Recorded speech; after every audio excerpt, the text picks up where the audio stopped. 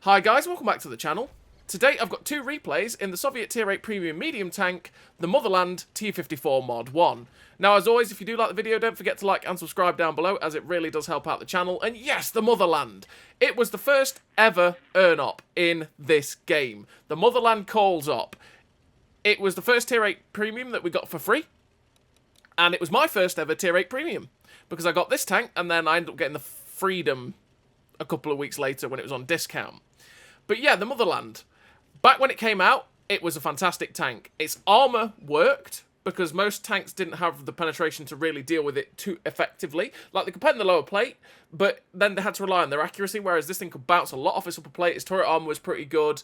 It just had fairly low penetration on its standard AP, and it was pretty slow, as well as not having the best view range in the universe, because it used to have 360 metres of view range. But then, like I say, power creep comes into play. Everything's penetration generally got better at Tier 8 because, you know, at Tier 8 it went from having, most things having about 190 pen to the average being about 220 to 230, right? And that meant that the Motherland's armour just got crept, and it doesn't hold up that well at all. Because of the way it was supposed to play, it's always been fairly slow at 44 kilometers an hour. And that means that it was supposed to, you know, trundle its way into position, use the great armour, and then just slap people about with the gun. But, like I said, the armour doesn't work that well anymore, and you can still make it work these days. You can side scrape really quite well, but the upper plate, lower plate, turret front tends to get butchered a lot of the time, which can be a bit awkward for the tank. And back then, it had poor penetration, as well as having the poor view range, and the only other thing it had was good camo. And that meant that it just basically was a very poor tank, the Motherland T54 Mod 1, for a very, very long time. It was very, very power crept. But they've buffed it quite a few times since, really. It's basically brought it up to scratch. The only real thing that's bad about this tank for me is the mobility. The mobility lets it down a lot, as well as the DPM being a little bit lower, realistically. But for the most part, the Motherland can be an enjoyable tank. And that's because you've got 212 penetration now on the standard AP, which is good enough for most things you're going to face. You've got 247 on the premium rounds, which again, for the most part, except for some of the really heavily armoured tier 10s you're going to struggle with, is pretty decent. Your reload with the setup I've got is down at 5.6 seconds, which can be about 5.3, I think it is, with a food boost, which is, again, it's not too bad, realistically. It's about 2.7k DPM, well, 2007, yeah, 2.7k DPM near enough. Which, yeah. The accuracy is down at 0.29 with this setup that I have. The aim time is at 1.93 as well. That's a lot better than it used to be, too. And we've got the view range up to 486 metres because they buffed that view range from 360 to 380 for it, which is about the standard for Tier 8s. But it still does have that 44 km an hour top speed, which is a little bit slow, but it's got a good horsepower to weight ratio at 17.42, so you do hit that 44 km an hour top speed. It just feels a little bit sluggish as a medium tank with it. You also have 7 degrees of gun depression, which is nice for the Motherland. It's very un-Soviet like that, having that. And it means you can be useful on a ridgeline, but you just got to be careful what ridgeline you use and which incline that you are going for. So in terms of a crew on the Motherland T54 Mod 1, well, crew and equipment, what do I run? I run Born Leader, Rapid Reload, Sixth Sense, Trap Mechanic, Situational Awareness, Steady Aim, Snapshot, Run and Gun, and Camouflage Expertise. Camouflage Expertise to make the camo better on the tank, because it does have good camo, so I want to try and make it even better. The gun perks to make this gun as good as possible, because the gun can be derpy and it can be a bit of a pain, so I want to make sure that it is as good as it humanly can be. And then I say Trap Mechanic, because I'm definitely a more brawly player in this tank, and it's what this tank really wants to do, if we're honest. And then in terms of equipment, I do run the advanced loader, the gun stabilizer, and the optics. Optics to be able to help, you know, spot for myself, get up to that 486 meters of view range. The gun stabilizer, once again, to knock down the accuracy during rotation and movement, because the accuracy during rotation and movement is tragic in this tank, which means the gun bloom is massive, which really is not good for the tank, so you want to knock that down as much as humanly possible if you can do. And then the advanced loader, naturally, to make your DPM 10% better if you can.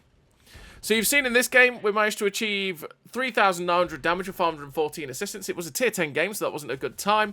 But we did manage to get the epic victory, the 3 kills, like I say, with that damage. The ace tanker, the sniper, for 1,937 base XP. A pretty nice game there for the Motherland T54 Mod 1 on Mountain Pass. In not so favourable a matchup, but we didn't really face too many of the higher tier tanks there.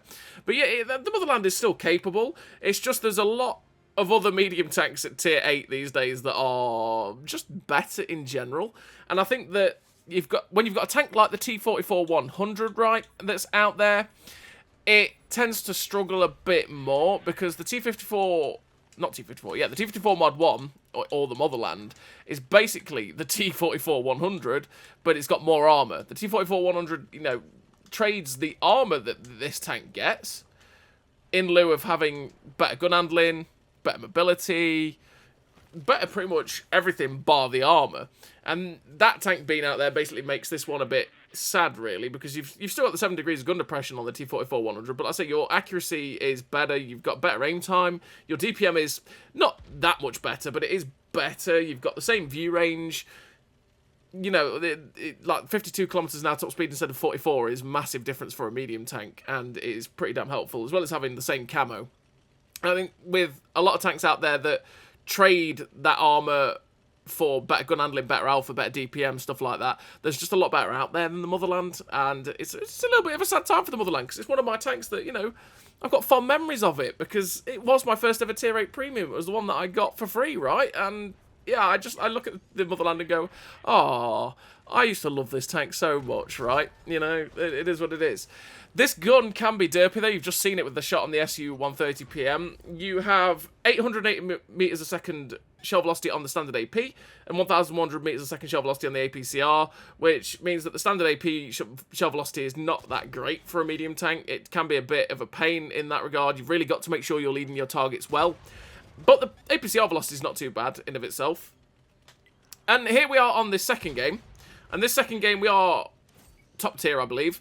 And we're on Heilbronn. So on Heilbronn, we've taken this position here at F6. And that way we can get some shots across the people that might camp in the TDs. And if anyone pushes along the 8-9 line, we can react to that as well, which is what's happened here with this Tiger 131. I'm not quite sure what this Tiger 131 was hoping to achieve, but he gets shut down. We're up to 705 damage with 167 assistance, and we know there was an SU-130 PM up there in the distance. So I'm like, oh, okay, I want to get rid of this guy, so what we're going to do is try and maneuver into the next position and see if we can get any shots into them. And as I come over, there's a 53 TP, and it's like, Mr. 53 TP, what are you doing there? I didn't expect you, sir. Oh, dear.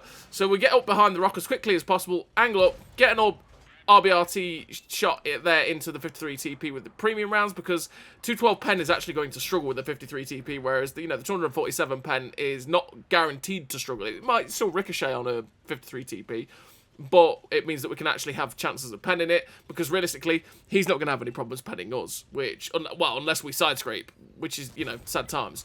So we managed to get a shot snapped into the SU-130 PM. We're pulling back as quickly as possible, and he ricochets off my turret front because we've made it as difficult as possible for him to actually get shots at us. We've got heavy tanks behind us, which made him obviously rush the shot, and that meant that he didn't actually get a penetrating shot into our T54 Mod 1, which is great. We get another shot through his upper plate RBRT, though. Get another one straight into the 53 TP. He's being pressured by the Huntsman, who's now got a light tank after him. We put the shot through the side of the 53 TP, and good night, Mr. Tier 8 Polish heavy tank.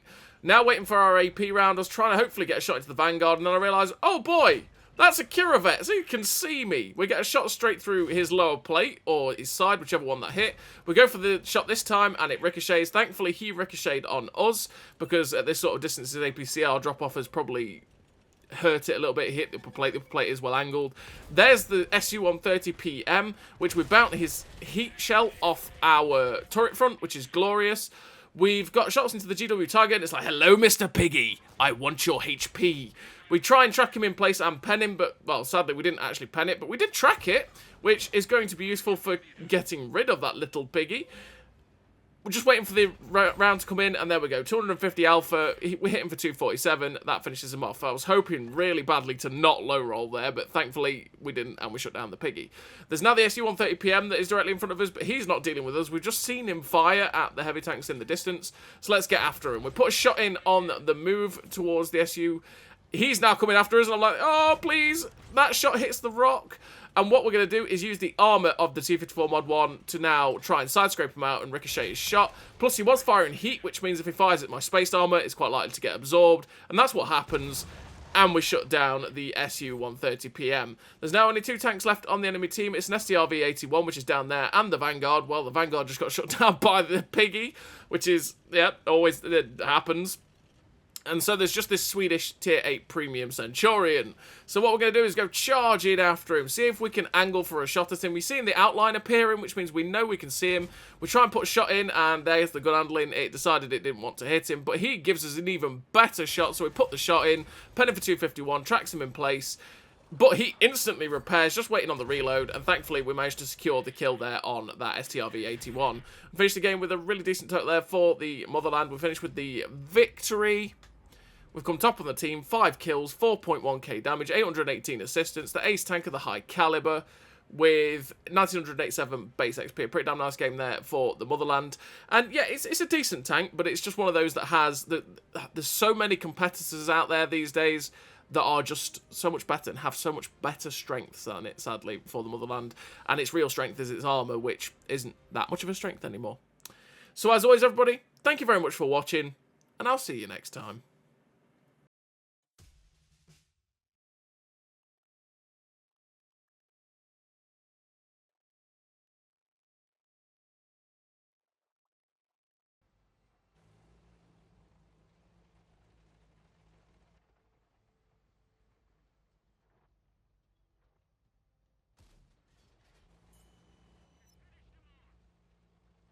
A great success.